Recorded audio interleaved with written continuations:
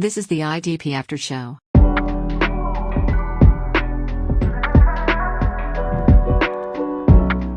Hey peoples, Jase Abbey here with the IDP After Show, and I'm feeling pretty good because I always enjoy talking about NFL rookies, and that's exactly what we're going to be doing on the show today as we bring you the 2025 Rookie DB Preview episode. We're going to be breaking down all of the top DBs in this class, including both safeties and corners, talking about what we like, what we don't, and how we think they're going to perform for all you wonderful IDP managers. Now, this is coming to you pre-draft, and of course, where these guys land in April will, of course, have a significant bearing on how we view them in a fantasy sense. But I always find it interesting to consider what we think about them purely as players at this point in the offseason. And then, of course, we'll also circle back later after the draft to revisit how we think about them then. Joining me today to help me do this is a guy who really knows his stuff when it comes to those DBs.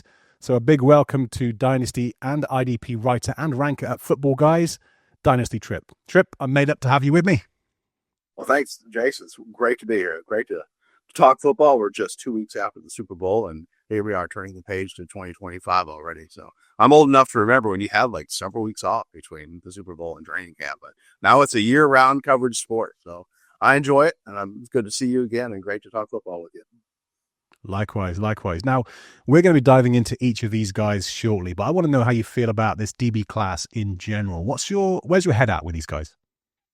Well, a lot of it has to do with what we do with Travis Hunter, so that makes it a really tricky class. But I think overall, I definitely like it better than last year. Last year, you really had two guys that were in any kind of reasonable depth league that you were paying any attention to, which were Tyler Newman and Jaden Hicks. And they both seem to be on a good trajectory. So, overall it was 2-2, but nevertheless, this is a more interesting class with a bit more possibilities, I think. The similar amount of talent at the deep end of it, but I think couple of higher end play with Travis Hunter leading the way, there's a couple higher end players which are interesting this year, which make this class a little bit more interesting and exciting to talk about. Yeah, there's a big group of safeties, I think, behind, maybe the top two or three that any one of which could become a really productive player in the NFL and obviously therefore in IDP. So yeah, I'm looking forward to getting into this. And as you've mentioned him, he is the big talking point, right? It seems only right to start with Travis Hunter. So he is the Dynasty 1 overall in Adam's ranking. Big free scoring over on the IDP show. 6'1", 185 pounds. As I say, I feel like we have to kick things off with him. There's been a lot of buzz about him, and for good reason, right? He's unbelievably talented. Throughout college, he showed us he has the ability to be incredibly productive as a two-way player.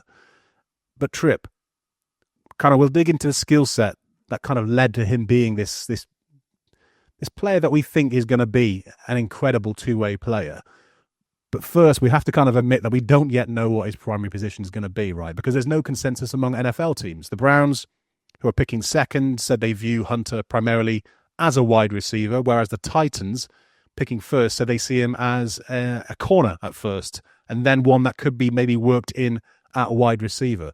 For those, IDP fanatics among us who are praying that he'll get a DB designation and then also enough offensive snaps to make him this quote-unquote cheat code, the situation is about as exciting as it is frustrating, isn't it?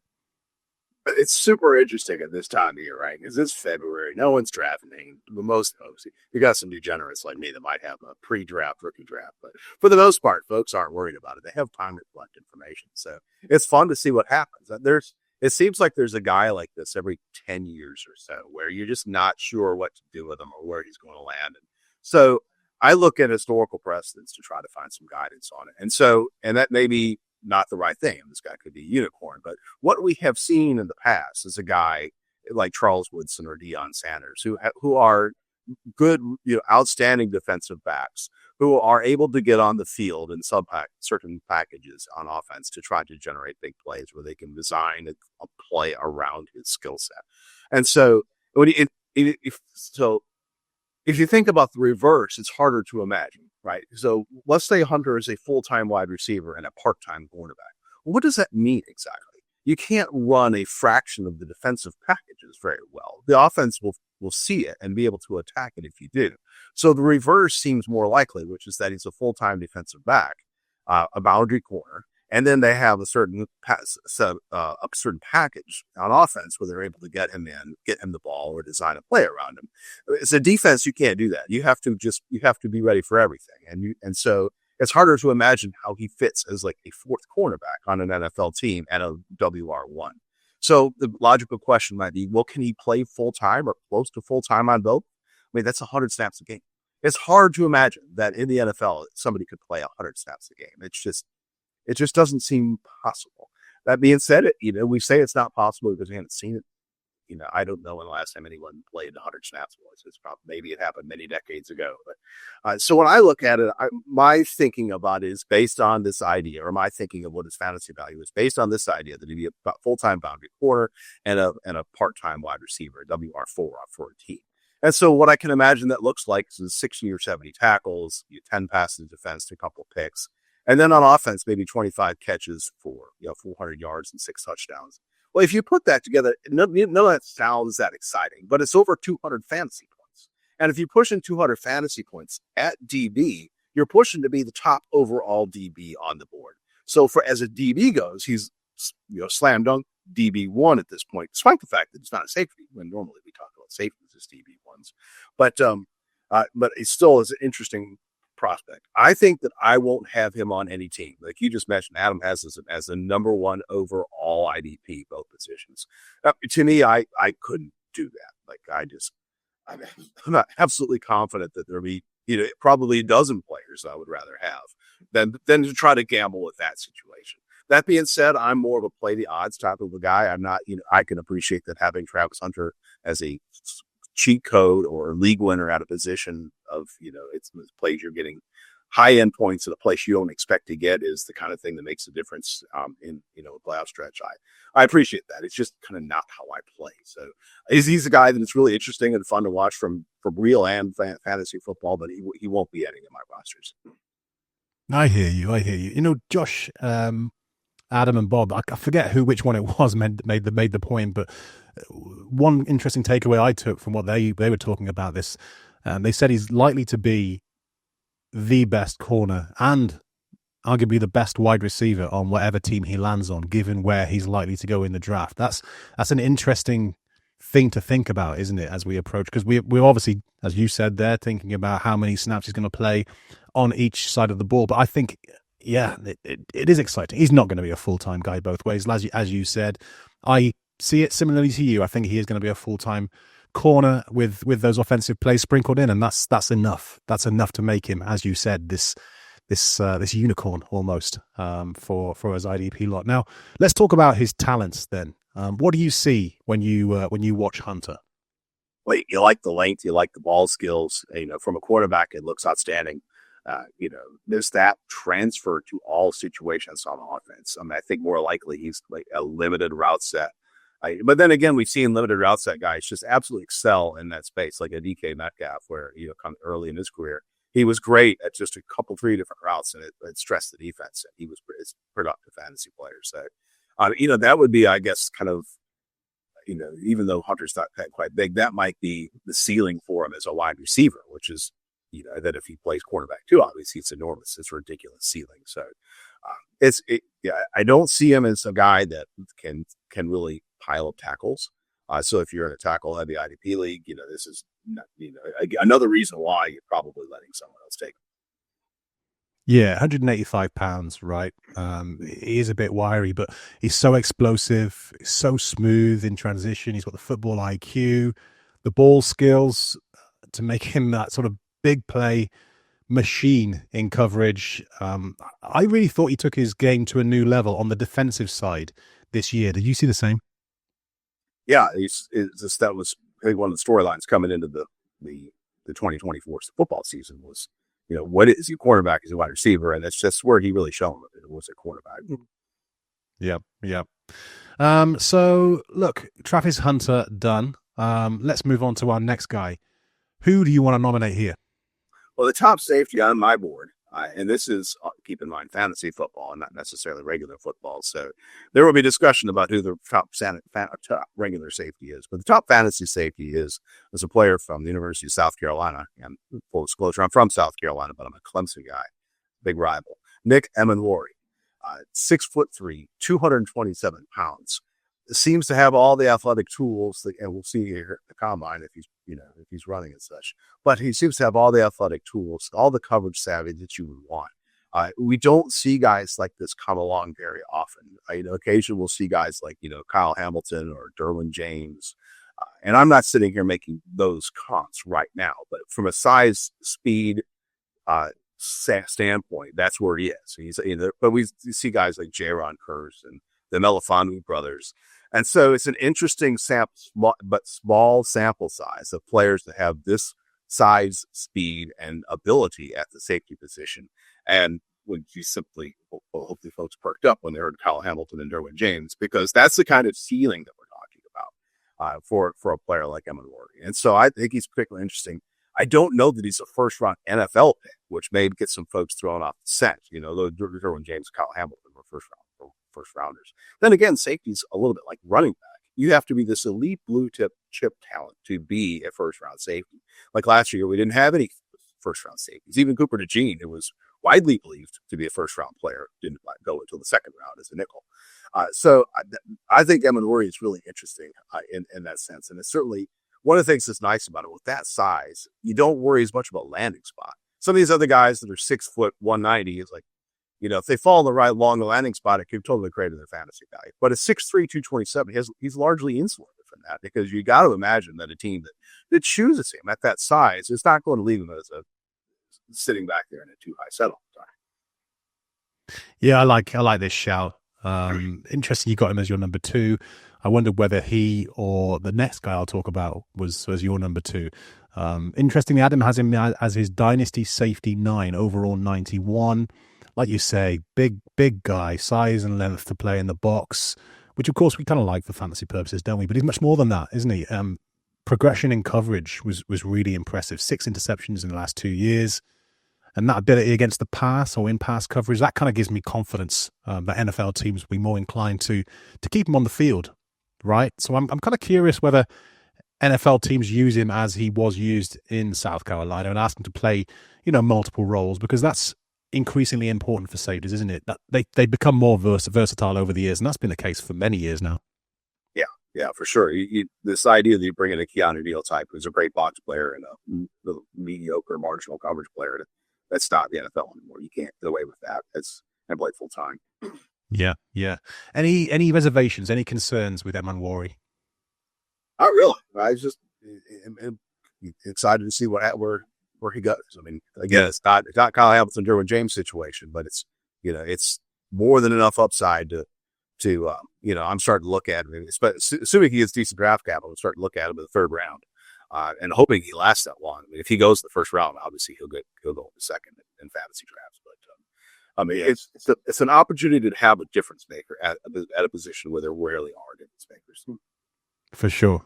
If I have any reservations, and I'm being really, really nitpicky, and it's one that I'm not entirely sure on until we see the DBs test at the combine, mindful of the fact that we're recording this a day before the DBs do test. So it's short area quickness. And to that point, I think it's going to be interesting to see how he does in those agility drills. I think he's going to blow everyone away in a number of the other drills, the 40, the bench press, for example. I think he's going to be one of the guys that everyone's talking about post-combine. But yeah, it's going to be interesting to see how he does in that 3-cone. I might be worrying about nothing, and I'm being, as I say, very nitpicky, but I have to mention it. Where would you take him in IDP-only drafts? Dynasty? Well, I got one of those pre-draft coming up here, so it may be showing my I'm wondering if I could take him at the end of the first in an IDP-only rookie draft. I wonder if he'll last that long. I mean, because I'm going to take all of the edges, and there's a lot of edges this year, all the edges and linebackers I can before I'm really getting into DB. So if he's there in an IDP only rookie draft, if he's there at 12, then I'm all in. I hear you. Let's crack on to Malaki Starks. He's the guy I'm going to talk about next. Out of Georgia, obviously. Adams safety 4, 22 overall, 6 foot 185, 77 tackles on only 907 defensive snaps, 6 interceptions as well. Really, really talented. For me, do-it-all player. At times it feels like there's almost 2 of him on the field at times, Tripp. He just looks like he's involved in more plays than one guy can make on alone. I think he can play in the box. He's got experience in the slot. He's got the range and the athleticism to get it done as a deep safety too. I like his experience, a 3-year starter, and I like how willing and capable he is as a tackler. I think his versatility and his talent, coupled with what we believe or what we know really to be really nice draft capital. He's going to be projected to be sort of mid to late first rounder. That to me says he's going to see the field early and often, and that he's going to make an immediate impact for whatever team drafts him, especially in run defense.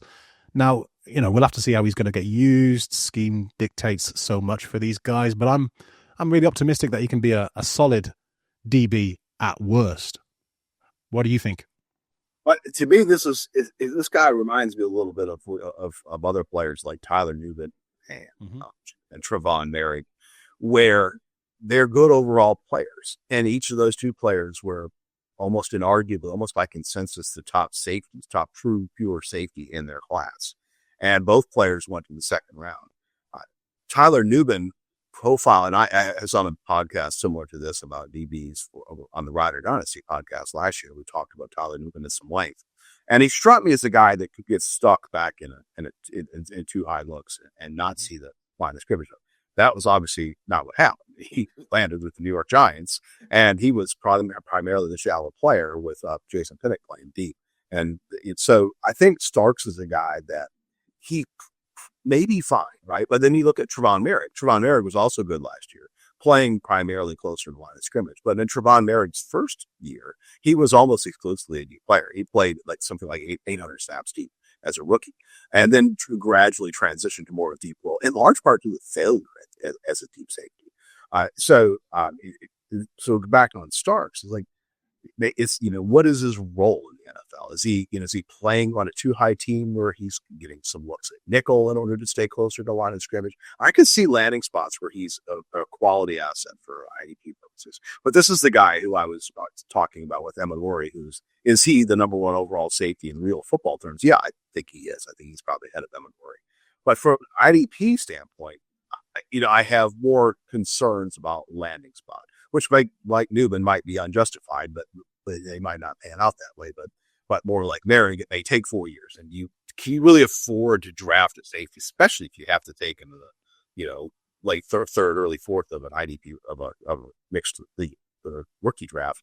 Can you really afford to have a guy sit on that bench on a fantasy roster for 4 years like Merrick did, or 3 years until he finally did something either 4? And so that's a guy that, again, another player that good for real football, not a player I expect to have rostered in fantasy. I hear you. Are you at all concerned about as well the lack of big plays? Didn't make a lot of big plays in coverage. Only 6 interceptions over the last 3 years. Is that a worry for you? Not hugely. I mean, if it was a corner, yeah, 100%. But to me, it's like if I see ball skills, it's such a bonus. It's such a cream on the top for safety. It has ball skills, right? And so I don't really expect that out of safeties. If you get it, it's wonderful, right? You get you like Kirby Joseph and Brian Brandt were showing out last year. It was a huge plus. So I don't know. I guess it's a worry, but it's a worry I have for most safeties. Fair enough. Okay, Tripp, who's next? The next guy I want to talk about, and this is going to be out of left field a little bit, and it's about trying to grab for some upside. Kevin Winston Jr., safety out of Penn State, 6'2", 208 pounds. He's a guy that lost most of the past season to a partial ACL tear that he suffered in week 2. He was an effective and productive player as a sophomore in Happy Valley. He's only a 2-year starter, so a young player, in this sense a little bit like Jaden Hicks. And so he might need some time to develop. So if you were drafting Jaden Hicks after he got chosen in the 4th round of the 2024 NFL draft, you'd be interested to see what you might get out of Winston if he's available late as well. Because I don't expect him to have enormous draft capital, but I think there's a chance that if he tests well, knows he's completely recovered from that ACL, that he could even, well, I guess he's only what 5-6 months out for that ACL. He may not be testing, but so he may be waiting on a pro day now to think about it. But I think he's a dark horse type of player, and with 6'2", 208, his abilities at the line of scrimmage are intriguing to me as an upside type of a player. So not your safest pick, but he's the kind of pick that, it's like, especially if you're doing draft, you take him and he doesn't get picked until the 7th round. Well, the heck with it, you just cut him and you save a roster spot. So I kind of like safeties like this. Like I don't mind taking a swing at a player that I might not even be rostering by the end of September. So this is my 4th overall defensive back, and it's based strictly on what could be.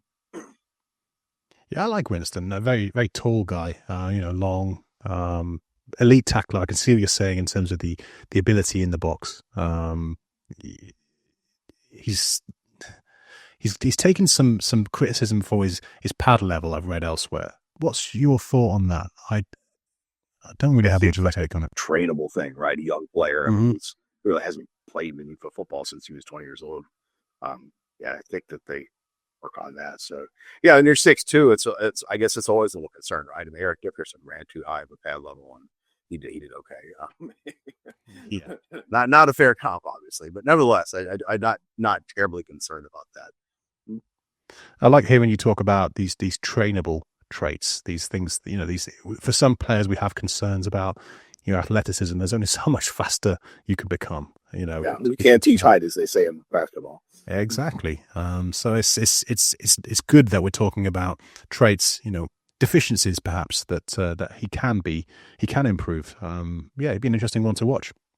My next guy that I want to talk about is Xavier Watts, and yeah, he is outside of Adam's top 100 dynasty players, but I think he is probably the next safety on this list for me that we haven't yet talked about. 6 foot, 205, 83 tackles on 970 snaps last year, 13 interceptions in the last 2 years.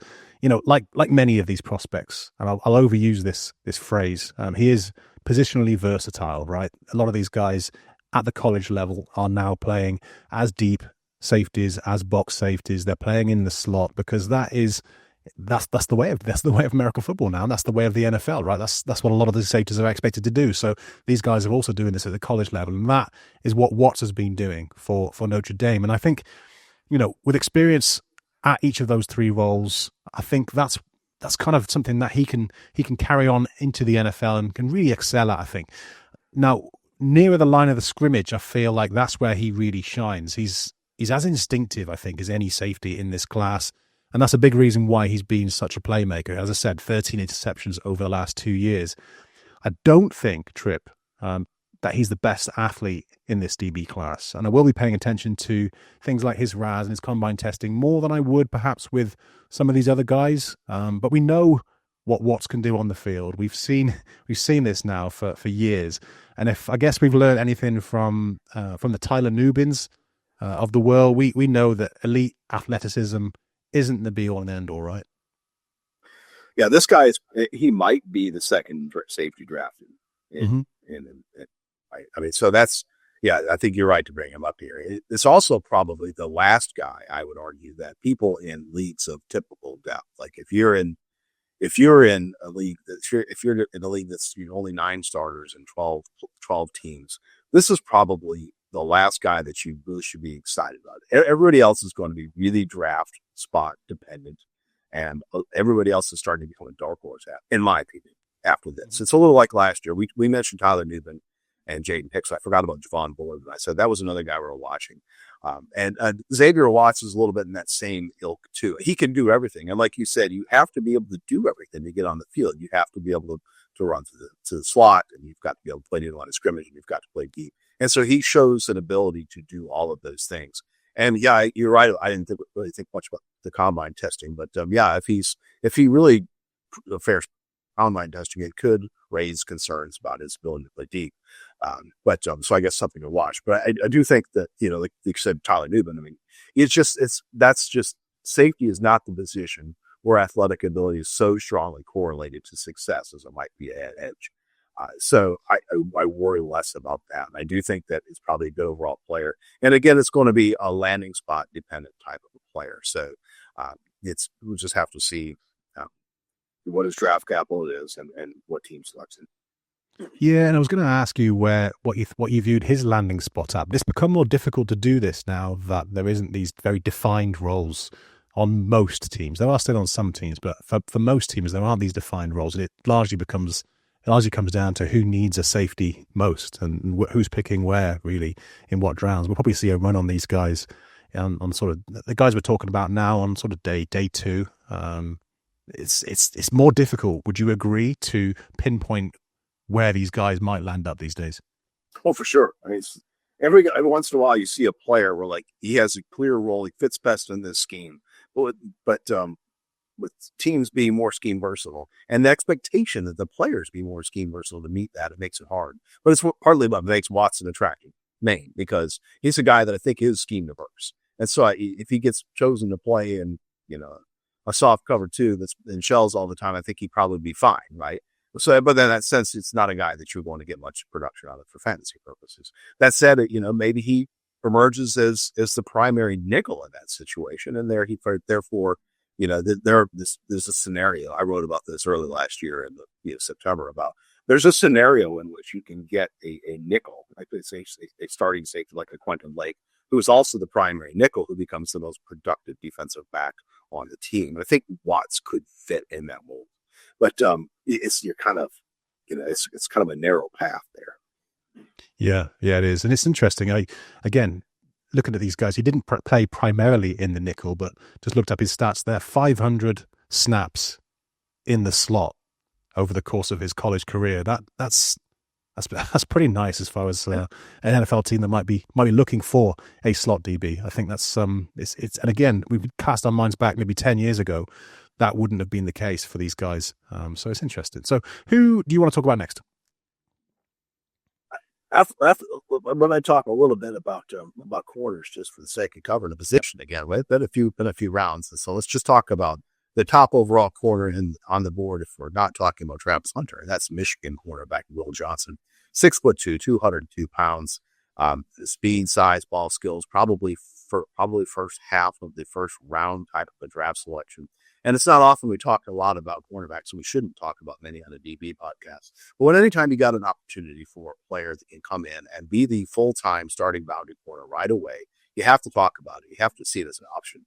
It's some debate about whether or not a rookie corner rule exists, but every so often you get a player on the field playing full-time, and you get Sauce Gardner in his first year where he's making plays on the ball over and over again as teams learn not to target him. So Will Johnson, may be worth a look. Again, it's going to be a little bit landing spot dependent. The two teams see him as a stout man-to-man cover guy. I always like that for purposes of IDP. I think they're more likely to get their hands on the ball when they're playing an aggressive man coverage scheme. But I always like to see the length.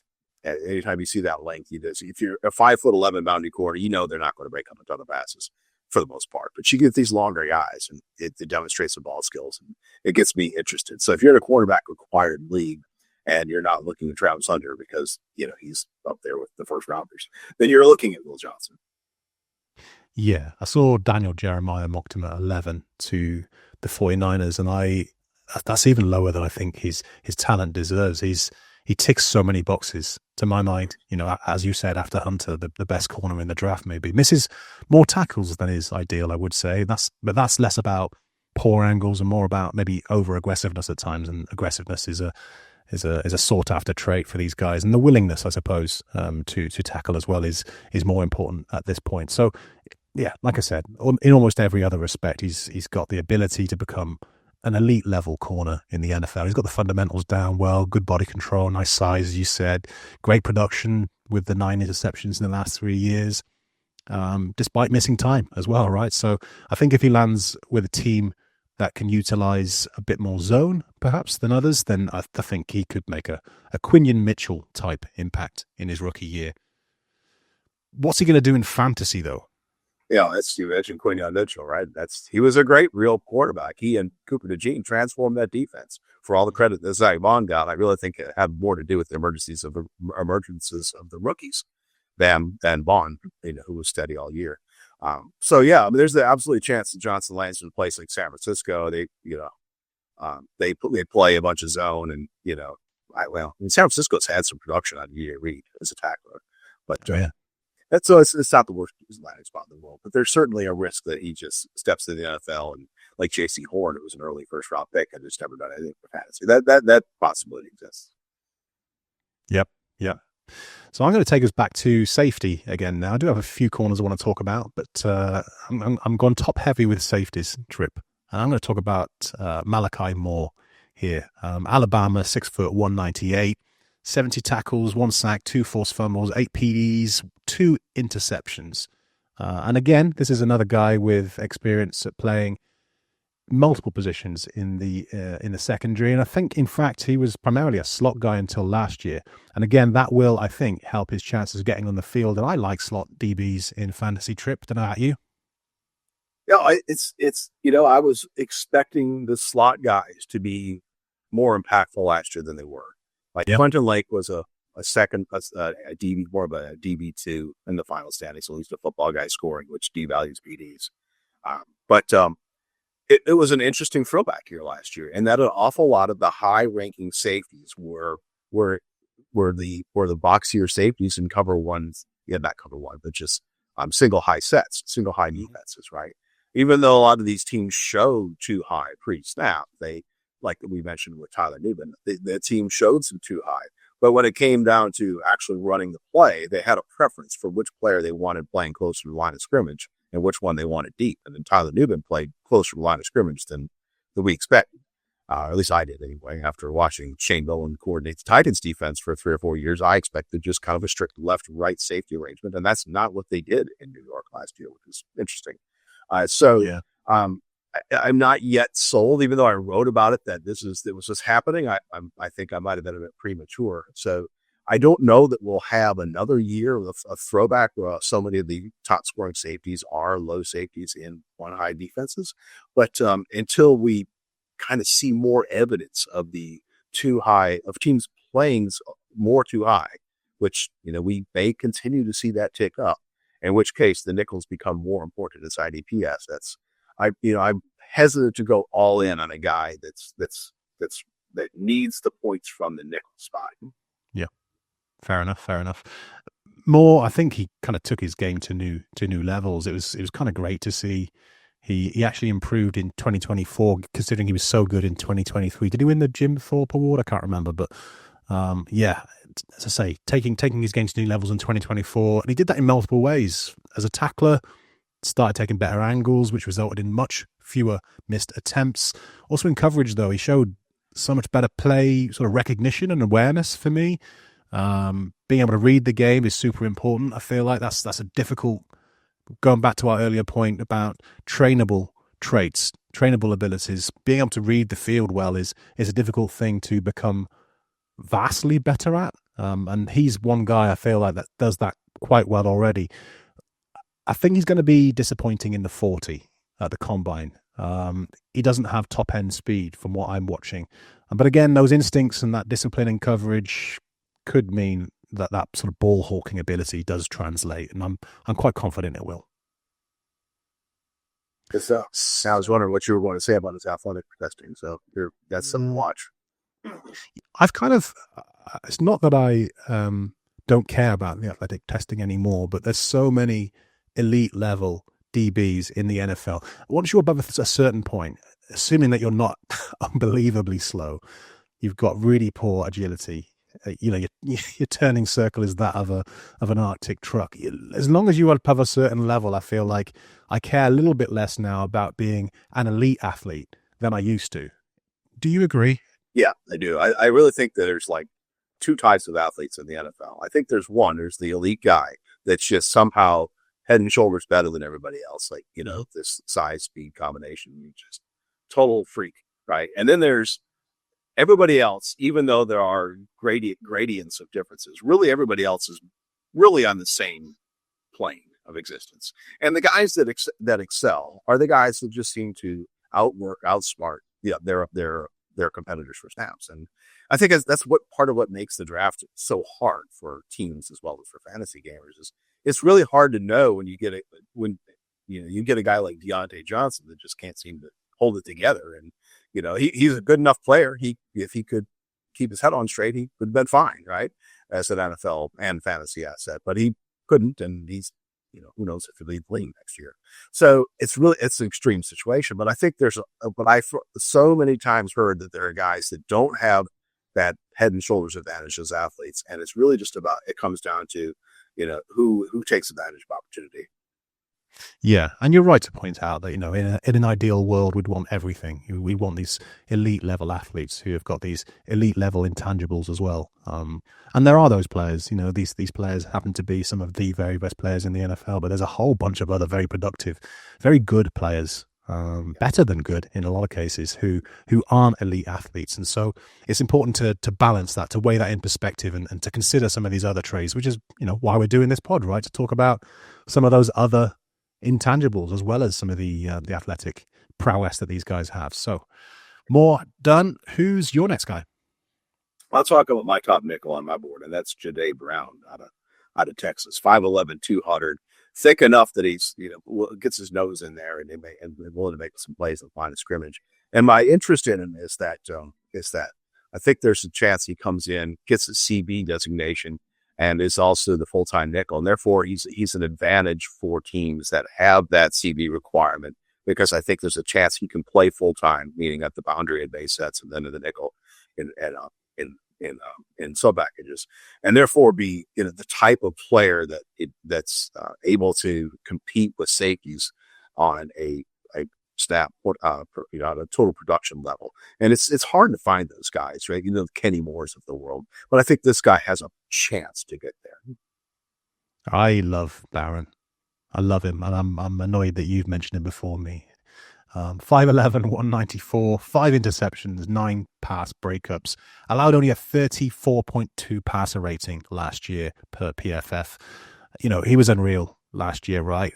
He might, I think, lack, we were just talking about it, the elite athleticism that some of the other guys are talking about. But again, I'm being quite nitpicky here. I think he's one of those guys that defensive coordinators are just going to fall in love with. His physicality, his motor, his play IQ. He's got great awareness, great anticipation. I could just go on and on. There's so much to like. He lined up primarily as an outside corner, but he's effective in the slot too. And to your point, I think he could perform very well there in the NFL. He can play in the box as well. I liked how he was used as a bit of a blitzer towards the back end, or in the second half of the season as well. That adds some appeal if he sees similar usage at the next level. There's just a hell of a lot to like, and I think he's going to be a really good NFL player. All right, let's see who I've got next up now. I'm going to talk about Andrew Makuba out of Texas. And, he's another tall but quite light guy for a safety. 6', 185, 69 tackles, 1 forced fumble, 5 interceptions, 6 passes defended. I really like his traits from a physical standpoint, Tripp. He's super agile, always gives 100% effort. I think he can kind of play in almost any scheme. He does miss too many tackles, which does worry me a little bit. But that aside, and admittedly, it's a pretty big thing to overlook in this context. He, for me, has an ability to be an excellent player against the run. He's a willing tackler. He's got nice closing speed, and only 185 pounds, as I said, but he's not afraid to take on bigger guys. And I am drawn towards those kind of guys. They tend to do well. I think he has some room to improve in coverage. In terms of his technique, I felt he looked a little bit lost at times, and I think he resorted to holding a bit too often. But with all that said, I love his potential. So this kind of shows my mindset and weakness here at this fantasy DB analysis stuff. There are guys that were drafted in the 3rd round by the Rams and Texans, respectively. The guy for the Rams, I think, was Cameron Kinchins, and I forget the guy the Texans chose who got on the field late in the season. Mm-hmm. But that's who this guy reminds me of, this Andrew Makuba. There's those 3 guys, interesting, especially the guy that's playing for Houston. I can't remember his name, but I think he went to Southern Cal for college. Anyway, that's who this guy reminds me of. And so good for NFL, not so good for fantasy. And so I think, if you're in a shallower league and you're drafting this guy, I think you're going to be frustrated when you see in camp he's competing for reps and getting on the field, but then you get in the regular season and the tackle production is just not there to justify starting him. And what are you doing? That's my concern with this guy. I think for NFL terms, he's fine, interesting even, like Kitchens and I can't remember the guy. Hey, Kalen Bullock. Bullock, yes, thank you. Yeah, so that's where I am with this guy. Okay, interesting. I mean, I guess, and I should have mentioned where the tier breaks are for us here, and these are combined rankings, if you like, between Tripp and I. So that's worth bearing in mind. But I do feel like there is a fairly big drop off after, as I look up the list of the guys we've mentioned already. Someone like, after Watts, for example, I feel like there's a bit of a drop off. None of the remaining guys, and I know this is a fantasy pod, but none of the remaining guys I'm super confident in from an NFL perspective, right? So unless they're on the field, they're not scoring in IDP as well, right? And we talk about some of the nuances there around where they're going to be lining up and what their alignment's going to be and what scheme they're going to be playing in. But I'm not nearly as confident in someone like Makuba as I am with Watts. But I do stand by my points. I do think he's got some traits that could make him quite successful. But I agree with you on the point that it could go the other way. I think it will take time, is where I will concede and meet you in the middle, perhaps, Tripp. Well, I should say that I've got him 8th, so it's not like I hate him. It's just that, like you said, we've well past the point where people in 9 starters and 12 teams should be thinking of a lot, now draft capital could change this, obviously. We'll have to watch and see how the combine plays out, the NFL draft plays out. But this is a guy that's probably not on a lot of radars of teams at typical depth. Agreed. Who's up next? I got right ahead of Makuba on my list is Lathan Ransom from Ohio State University, Ohio State University, if you will. 6'1", 205-pound safety. Is a guy that's a little bit more of the boxier of the safeties in Ohio State. Showed some production in the run defense, and it's a guy that might fall to the 5th round of the NFL draft. But on the odd chance that he's able to show out in the combine and make some noise, he has a chance to come in and be a productive player. So again, this is for me another dart throw, but worth watching in that he was productive in run defense while in Columbus. Yeah, he's a bit of a bigger guy than, certainly than Makuba anyway, right? So 6'1", 210, 75 tackles, 1 sack, 3 forced fumbles, 1 interception, 2 pass breakups. So first, the things I like, Tripp, about him, and there's more to like than not, I should say. He's another guy who's got experience in multiple roles, right? He's aggressive. He sees the field well.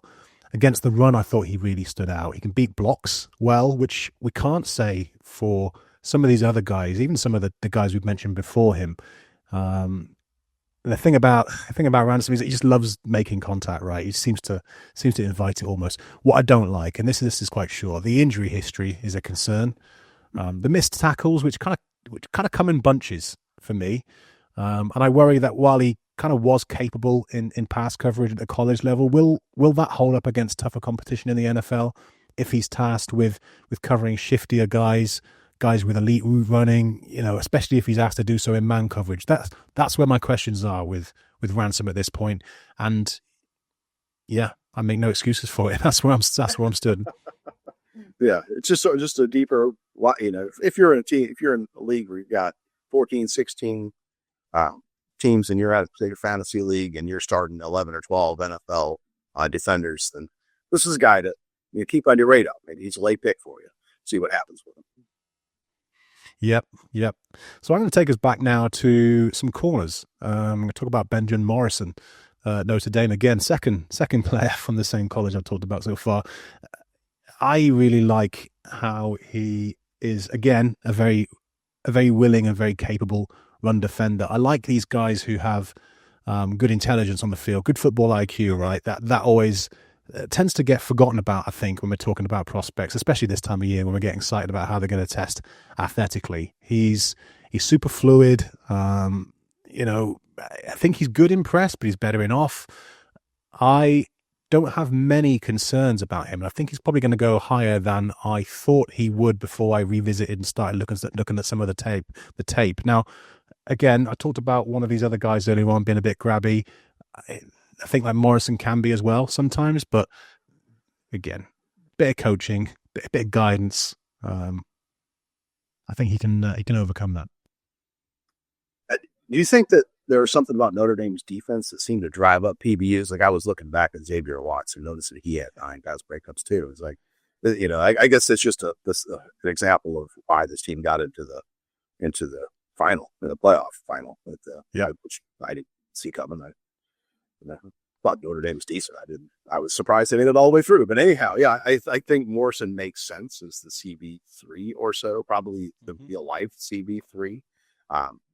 So it then becomes about how high is he drafted, what's today, and it becomes a positional value question in IDP. So I'm in a league that requires 3 starters, and so he's got to be on my radar. But I think if you're not, then it's going to have to sneak up the draft pool in May. And if he is a top 20 pick, where it does seem like he's in position to come in and play right away, then he's interesting. Other than that, it's like let's say he's an early 2nd round pick. What do you do with that? It's like positional value. It's really hard to have a quarterback on your roster that isn't playing.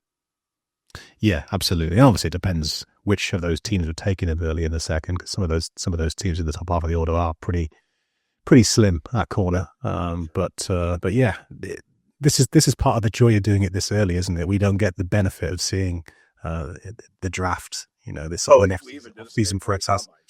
Yeah, it's probably kind of stupid. Just to make life interesting. That's right, exactly. Who do you want to talk about next?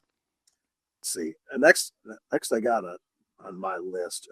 Starting to get super deep now. We're starting to get to those guys, and we're just watching. We'll see what they do with combine, see if they get any kind of draft capital. I mean, this next guy I have is Jonas Sanker, 6'1", 210 safety from Virginia, and I have seen this guy play in person. I live about an hour and a half. I live about an hour from the football stadium here in Virginia. It's a guy that piled up some tackles in part because Virginia's bad. Dude, the running backs tend to leak through the 3rd level, and he gets some tackles. But willing tackler, has some size. Seems to be a size, speed type of a prototype. And if he can get himself up, some decent draft capital in May, then I think he's worth a look as somebody who could be an effective tackler at the next level. Where would you take him in drafts? Oh, it's got to be one of those deeper leagues, right? This is the guy I look at. If I'm in a league that has 7 rounds, this is where I'm hoping to take. Yeah. Okay. I'm going to bring us back to a corner next again and talk about Trey Amos. Now, I think has got really nice size. He's got the athleticism you want as well. Good instincts. Again, I've overused that word here on this show, but I feel like it's super important. Good ability to get off blocks as well. Again, it comes down largely to where he's going to be drafted. I don't think he's going to be, again, one of these guys whose draft stock rises as a result of what he does at the combine. So it might be wrong of me to talk about him on this show because, again, he's a corner. He's probably down at like the 5th corner spot for me. Looking at my, where do I see? Yeah, about 5th at the corner spot for me. So his rank's not terribly high, but if he goes to a team that is quarterback needy, and you have to think he will, because I'm projecting him to be. And I'm interested in what you think on this one, Tripp. And I'm thinking he's obviously not going to be a 1st rounder for me. I'm thinking more like a mid-second perhaps. But like I say, he's not going to wow us with his top end speed. He doesn't have that elite top end speed. So I think the 40 time could be quite poor for him, and his draft stock might suffer as a result. But I like him. I think he. Go on. Sorry. Yeah, it's a 2nd round player, zone dependent scheme, right? And though it's like. Honestly, not on my board for fantasy purposes. Okay. Shot down. I can start again. I got thick skin. You're welcome. Tell me how big ugly runs defending upper safeties are stupid picks in. So I could take it. It's all good. And I realized actually that as I mentioned him, this was supposed to be our sort of mop-up session. Who haven't we mentioned? The deep sleepers, the guys that we're perhaps more interested in than other people are. So do you want to kick us off in this section with your first guy? Yeah, my first guy in this section is Hunter Wohler, a safety from Wisconsin. If this guy was around like 20 years ago, people were talking about it. You know, he had 120 tackles as a junior in 2023, and he was sort of a sub-package dime linebacker type for Wisconsin.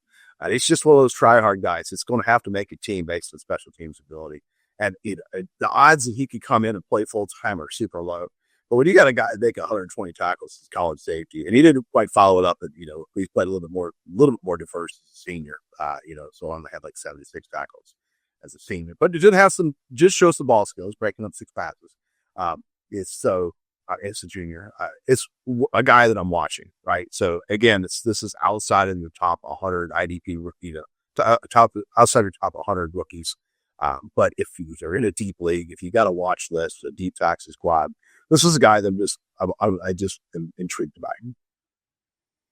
Yeah, I'm not going to offer too much opposition to this one because you've kind of pointed out the concerns that I had with him, really, I guess, in the sense that, in coverage, he's an old school safety, right? So we'd be talking about him as a strong safety if strong and free safety still kind of existed. But yeah, I think he's going to need to definitely land in the right scheme to be effective.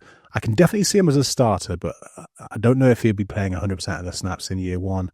I think there's room to grow, but yeah, I mean, it's interesting, right? So would you use him as a sort of a nickel linebacker? Could you see him in that sort of role? Yeah. That's who's that guy that used to play for the Chiefs? Daniel Sorensen, right? This guy could be the next Daniel Sorensen. Maybe he has that 1 year where he's pressed into service due to injury and piles up some tackles. But then he went to New Orleans after that, and people were actually drafting him the next year, not realizing he just went to New Orleans to play special teams. Yep. Okay. Who have I got left to talk about? No, that's my list done. I'm ready for your. You keep us rolling along, Tripp. Cool. I got a couple more. The next one is Billy Bowman, defensive back for Oklahoma, undersized player, 5'9", 198 pounds. He's got to make the NFL as a nickel. And you mentioned, the blitzing ability of Jahdae Brown. So Billy Bowman hopefully can make some hay there too, because that's the way to make value as an IDP nickel. As you've got to be able to get a couple of sacks because we've kind of past the days of Jamal Adams where people are blitzing the safety from the middle, right? If they're blitzing a defensive back, it's off the edge. And so Billy Bowman, 5'9", he's going to have to, it's got to be schemed up. He's not going to shed any blockers at that size. But it's a deep type of a thing. Does somebody see something in this play? Does he get on the field out of, try hard and football knowledge? So that's one to watch. Next one is R.J. Mickens, is a homer pick, Clemson guy. We forgot to talk about that. Andrew Makuba started off at Clemson. He was the first DB in Clemson to start as a true freshman in 50 years. And then he transferred to Texas. So I hold it against him. So here I'm going to talk about R.J. Mickens as my last safety today. 6 foot, 207 pounds. Has a little bit of athletic ability. One of these days, the NFL defenses are going to start looking a little bit more like Clemson's defense in the same way that Arizona's defense does. If you look at what Arizona's done for their safeties at IDP, it's pretty interesting. So it's just as another a watch list kind of a guy. Maybe he gets drafted in the 2nd and the 7th round like Trey Tucker did last year, has some athletic ability, gets on a roster. So that's the kind of the purpose of following this guy. And that's what I got. I got 13 total guys. I think I think we talked about 14 here total. So a pretty healthy list, or 15 because you had Amos too. 15. We offered a pretty good list for folks. Yeah. So some of those back end guys that we just talked about, the Mickens, the Billy Bowmans, would you be drafting them at all, or would you be waiting for the draft to be over before taking them, or does it depend on where they go? Yeah, I'm going to have to see if they get drafted highly enough to matter. Like I don't. Mm-hmm. The one exception I have is I'm in a league that has 18 starters, 14 teams, all IDP, and the rosters we have 70 roster spots. So in that case, yeah, Bowman and Mickens will absolutely get drafted. So, but that's serious degeneracy there. So, you're not in a league that deep. You're not drafting those guys. You're going to wait and see what happens if they do anything. And but yeah, we're super deep here. Yeah, I hear you. Bowman, I guess my only question, Mark, would be, and a question for you on the back of this, actually, then, Tripp. So, tackling, we talked about it a little earlier on. We do it overemphasize these big plays that these guys make in coverage, and that doesn't always translate. But one of the things that does tend to translate from college to the NFL is the ability to tackle, right? And it's underrated because we see these guys who can't tackle not remain in the NFL very long. So my concern with, I guess, Bowman, and to some extent maybe with Mickens as well, is do you think that they can overcome some of the perceived deficiencies in their game as tacklers to make it as NFL players? Probably not, especially because tackling is important in IDP. So that's why they're deep guys, right? Probably not going to amount to anything. There's just enough there that I wonder if they can emerge in the NFL and surprise. Right? It's like your boundary corners, you talk about this all the time. An unwilling tackle. Emmanuel Forbes is the perfect example, right? People, is he too small? Is he too thin? Is he enough of a tackler? And he, immediately was exposed and never seemed to get better in Washington, despite being the 16th overall pick, right? So maybe that's an extreme example of just how slight the guy was. But yeah, you got Bowman at 5'9". He's not going to shed anybody. He's got short arms. He's got a hard time wrapping up, right? You got Mickens is a little bit more of a, I guess, of the way Clemson plays defense is you're not. It's, and of course the defensive coordinator's got let go too, so not as much of a fundamentally sound, I guess, as in partly the defense wasn't as good either.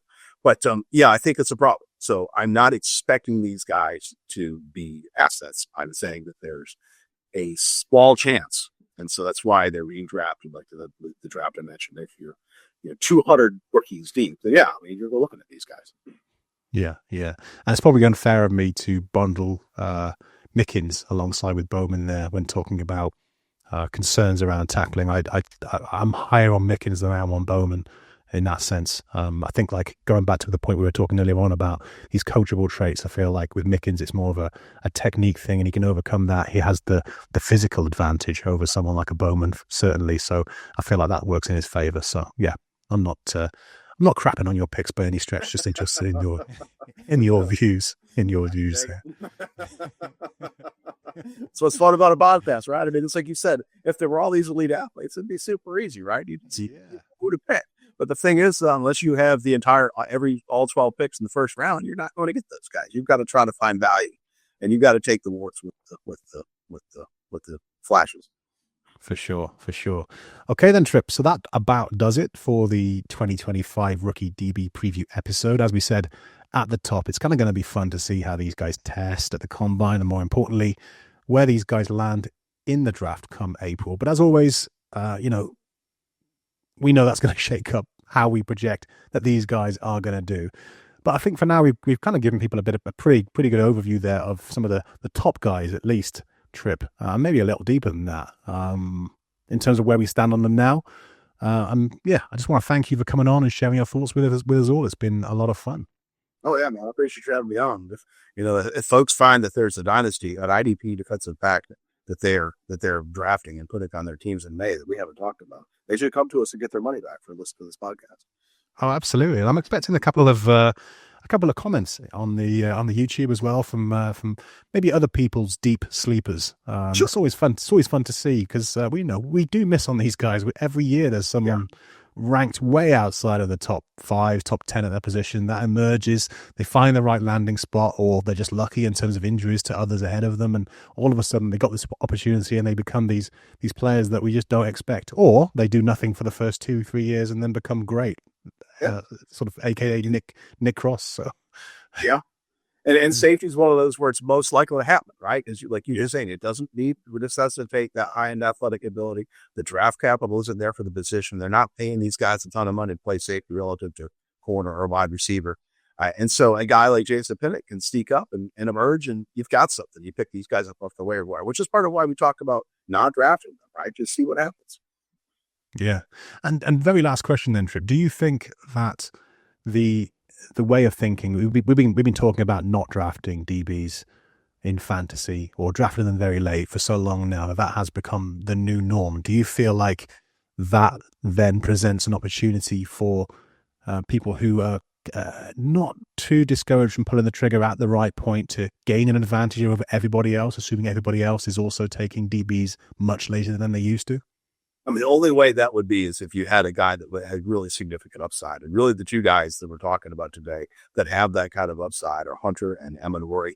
And I still don't know if folks are going to let those guys slide down far enough to take them. Like, I didn't get Jaden Hicks last year. I will admit that I was depressed by the 4th round draft spot, right? That was enough to turn me away. If those folks that did get him, I probably got him at a reasonable price. So it's I think still really hard to find defensive backs by trying to buy and by trying to put your chips in at the position. I still think that for the most part, almost the play is almost always to just take what's left and make it work. Right there with you. Did you like how I thanked you for coming on and then put another question to you to keep you on just a little bit more? All good, man. Real was keen to get one. All right. Well, Tripp, I guess you're going to be busy pumping out content during the off season. As we talked about at the top, the NFL calendar never really stops now. Tell our audience what you're up to and where they can go to find it. I'm at footballguys.com writing IDP stuff, and my off-season MO for several years now has been to write about new defensive coordinators and how I think that will impact fantasy football, fantasy player value. That's really hard to write. I used to try to start writing it this time of year, but there's just not enough information yet. I really need to see, really free agency is really what tells you a lot about what teams prioritize.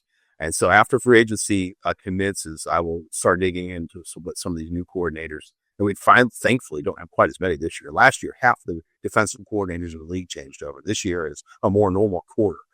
So I will be touching on with some of the new coordinators, what their past tendencies have been and what I think they'll do based on some of their moves in free agency and what they've prioritized. And it's all very hard and a lot of fun to write, and I appreciate everybody who checks it out at footballguys.com. Love that. I look forward to that, Tripp, and it's an area that I ignored, I think, for the first couple of years of playing IDP, and then realized that there is a definite advantage that you can create by paying attention to what defensive coordinators are likely to change in terms of the personnel they're likely to use, who's going to be losing roles, who's going to be gaining roles and gaining snaps. So yeah, I look forward to that one, and our audience should do the same. So before we call it a day, I just want to say a big thanks to anyone who has tuned in today. I'll be back again with the IDP After Show in 2 weeks with the Buy, Sell, Hold 2025 Free Agent Edition.